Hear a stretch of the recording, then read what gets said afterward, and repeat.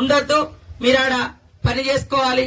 Cement మన ఇసుక కూడా ఫ్రీగానే అందుబాటులో ఏమన్నా అవకాశం ఉంటే చూడండి, డిఎఫ్ఓ గారితో మాట్లాడండి, కలెక్టర్ గారు. ఇసుక కూడా ఫ్రీగానే ఇస్తాను కాబట్టి వాళ్ళు ట్రాక్టర్లు పెట్టుకుని తెచ్చుకుంటే ఒక ఇంటికి ఎంత ఇసుక పడుతుందో ఒక లిస్టు రాసి వాళ్ళకు ఒక చిట్టి మీద సర్టిఫికెట్ ఇచ్చేస్తే వాళ్ళు తెచ్చుకుంటారు.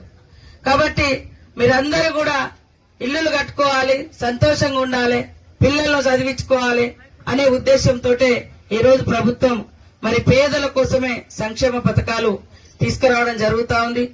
మరి ఇన్ని రోజులు మనం సన్న బియ్యం కొనుక్కోవాలంటే అందరికి పత్రాలు ఇవ్వడం జరుగుతుంది. ఇల్లు ఇవాళ రానటువంటి వాళ్ళు, రేపు రానటువంటి వాళ్ళు బాధపడకని చెప్పండి. అందరికి ఇచ్చే బాధ్యత మాది. ఈ మండలాల మీద కూడా మీ బాధ ఏంది, మీకు ఎట్లా వ్యవస్థ సరిగా వ్యవసాయాలు ఉండవు, పంటలు ఉండవు, ఇబ్బంది ఉంది కాబట్టి అది కూడా మాకు తెలుసు.